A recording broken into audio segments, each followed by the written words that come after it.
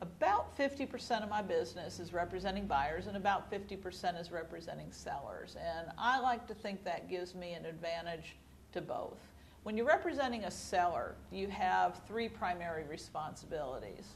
The first is to understand and help your seller understand exactly where their property fits into the marketplace. What are its most attractive features and benefits? How are similar properties priced? What have similar properties sold for? The value equation, essentially. That's one. The second thing you're helping a seller to do, of course, is marketing.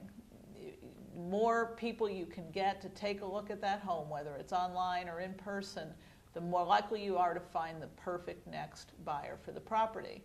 The third way that you help your sellers is when it's negotiation time. I've negotiated all over the world, and I'm a pretty darn good negotiator.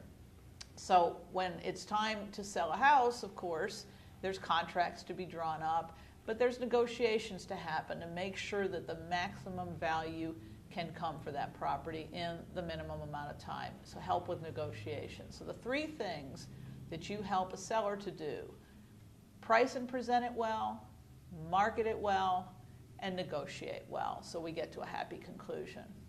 Now, with buyer's agency, I found out about buyer's agency personally back in 1993 when I was moving to Georgia, long before I became a realtor, and it just is an idea that makes sense. Every party in a transaction as big as a real estate transaction deserves their own expert in the game, helping them with the process. So as a buyer's agent, you're hired by a buyer to help them locate the best properties, understand how those properties fit into the marketplace in terms of value, and again, negotiate the best contract for that property. So know your market, help your buyer to figure out what matters to them most so they can be matched with the best properties, and negotiate a great deal on their behalf.